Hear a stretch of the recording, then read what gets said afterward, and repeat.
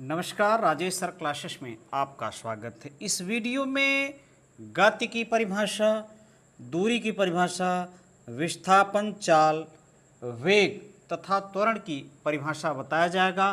तो सबसे पहले जानते हैं गति की परिभाषा अर्थात गति किसे कहते हैं।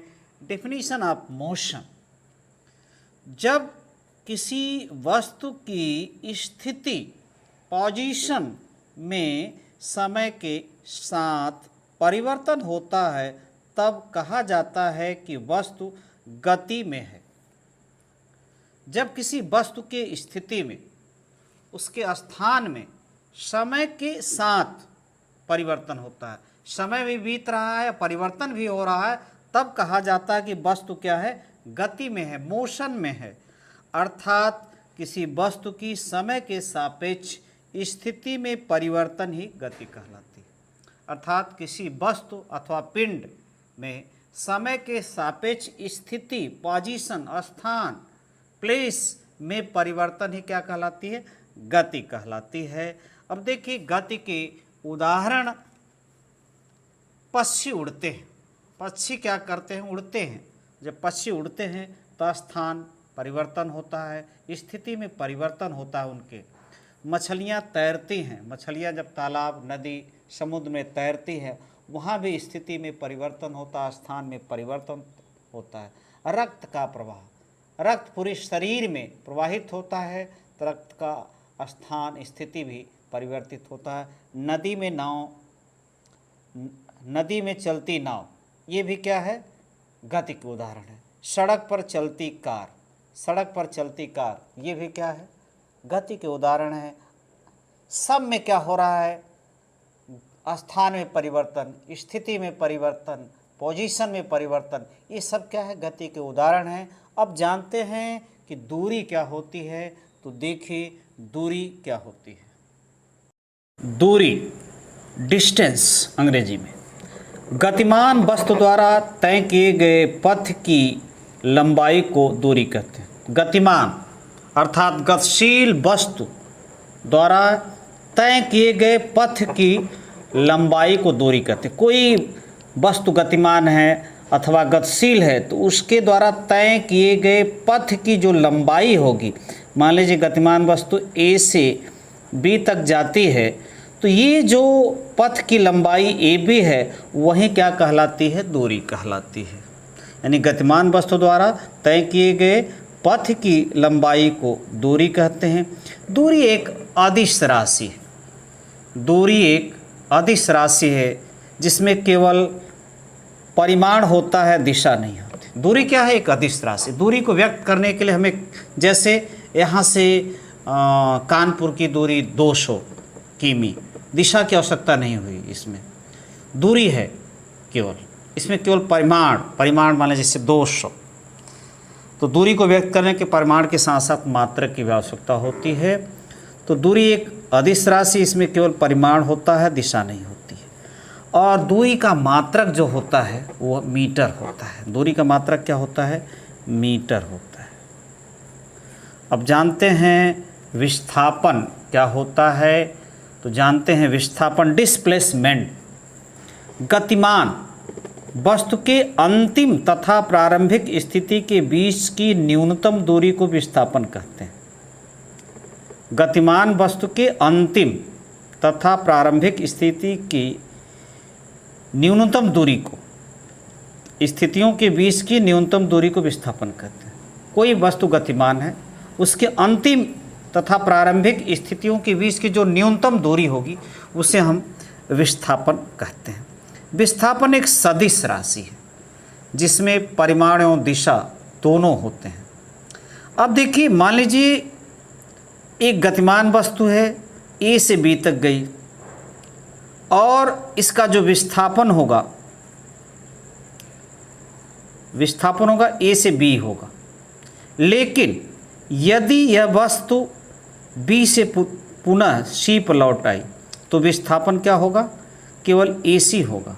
विस्थापन क्या होगा, केवल AC होगा। दूरी क्या होगी, दूरी क्या होगी, AB plus BC, AB plus BC। लेकिन विस्थापन केवल इतना होगा। यानी अंतिम स्थिति क्या है और प्रारंभिक स्थिति का जो अंतर होगा वही क्या होता है, विस्थापन। अब जैसे ये देखिए, एक वृत्त पर कोई वस्तु गतिमान है, एक वृत्त है, कोई वस्तु इस पर गतिमान है। मान लीजिए ए स्थान से वो गतिमान होती है और बी पर पहुंच जाती है, बी पर पहुंच जाती है। तो देखिए दूरी तो इसका ये होगा, जो आधी परिधि होगी दूरी, लेकिन विस्थापन केवल उसका व्यास होगा। यदि यह बी से ए से चली, बी से होती है फिर ए पर आ गई, तो विस्थापन क्या हो जाएगा, विस्थापन शून्य हो जाएगा, विस्थापन शून्य हो जाएगा। लेकिन दूरी क्या होगा, यदि इसकी परिधि के बराबर, परिधि के जो परिधि इसकी होगी, मान लीजिए त्रिज्या यदि r है तो परिधि होगी 2 पाई r। अब यदि यहाँ से चली पुनः यहाँ आ गई तो विस्थापन शून्य, दूरी क्या होगी 2 पाई r। तो विस्थापन शून्य भी हो सकता है, धन भी हो सकता है, ऋण भी हो सकता है, लेकिन दूरी सदैव धनात्मक होती है। दूरी क्या होती है, सदैव धनात्मक होती है। इस बात का आप ध्यान रखिएगा। अब चलते हैं चाल क्या होता है, तो देखते हैं चाल।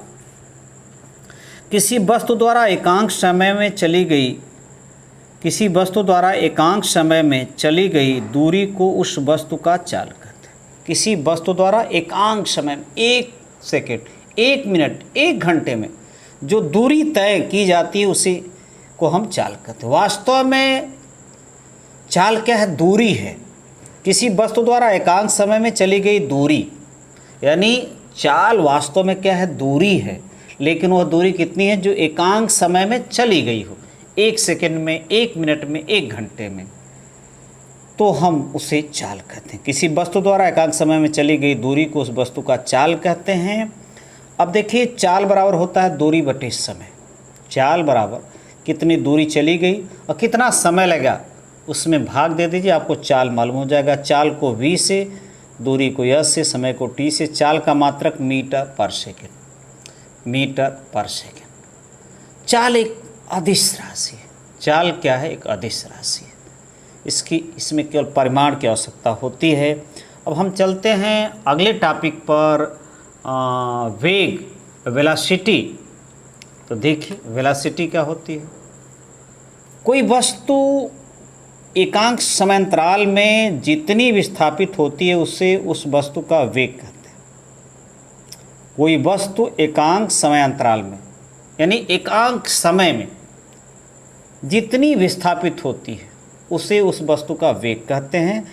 वेग बराबर होता है विस्थापन बटे समय। और वेग को v से दर्शाते हैं, लेकिन उस पर तीर का निशान होता है, क्योंकि यह सदिश राशि है। ये क्या है, सदिश राशि है। और विस्थापन को डेल s से या d से भी विस्थापित दिखाते हैं, डेल t। यानी विस्थापन जानते ही हैं आप, विस्थापन बराबर होता है अंतिम स्थिति, अंतिम स्थिति माइनस प्रारंभिक स्थिति। इसी नाते अंतर है, अंतिम स्थिति प्रारंभिक, इसी नाते डेल s से दिखाया जाता है। और समय को, अब जैसे ये वस्तु यहाँ चली गई, तो यहाँ कितना बजा था, यहाँ कितना, दोनों का अंतर कितना हुआ, तो ही समय या समयांतराल लिखा जाता है। तो ये सदिश राशि है और इसका मात्रक भी मीटर प्रति सेकंड ही होता है, यानी वेग का मात्रक मीटर पर सेकंड। यह सदैव धनात्मक होती है, लेकिन वेग धनात्मक, ऋणात्मक, शून्य भी हो सकता है। ये दोनों में अंतर है। अब चल रहे हैं इसके अगले पॉइंट, बहुत महत्वपूर्ण पॉइंट है, त्वरण, एक्सेलरेशन क्या होता है। त्वरण, एक्सेलरेशन, किसी वस्तु के वेग में परिवर्तन की समय दर को उस वस्तु का त्वरण कहते हैं। किसी वस्तु के वेग में परिवर्तन की समय दर को उस वस्तु का त्वरण कहते हैं, अथवा दूसरे शब्दों में हम कह सकते हैं एकांक समय अंतराल में वस्तु के वेग में जितना परिवर्तन होता है उसे उस वस्तु का त्वरण कहते हैं। एकांक समय अंतराल यानी एकांक समय, एकांक सेकेंड, एकांक मिनट, एकांक घंटे में वस्तु के वेग में जितना परिवर्तन, जितना चेंज होता है उसे उस वस्तु का त्वरण कहते हैं, एक्सीलरेशन कहते हैं। अब जैसे त्वरण बराबर होता है वेग परिवर्तन बटे समय अंतराल। वेग त्वरण बराबर वेग परिवर्तन, मान लीजिए इसका अंतिम वेग v है और प्रारंभिक वेग u, और अंतर जो है समय, जब ये वेग हुआ तो t2 था और ये जब वेग था t1 था। तो वेग परिवर्तन v माइनस u, समयांतराल t2 माइनस t1, और त्वरण को हम a से प्रदर्शित करते, उस पर तीर का निशान लगाते क्योंकि यह सदिश राशि है। इसमें परिमाण के साथ साथ दिशा भी होती है, दिशा भी होती है। अब दोनों का अंतर डेल v से हम दर्शाते हैं और दोनों समय का अंतर डेल t से, यानी हम त्वरण को संकेत के द्वारा a बराबर डेल v बटे डेल t, मात्रक वेग का मात्रक होता मीटर पर सेकेंड, समय का मात्रक सेकेंड, तो मीटर प्रति सेकेंड स्क्वायर, ते हुआ त्वरण का मात्रक। नमस्कार, गुड लक।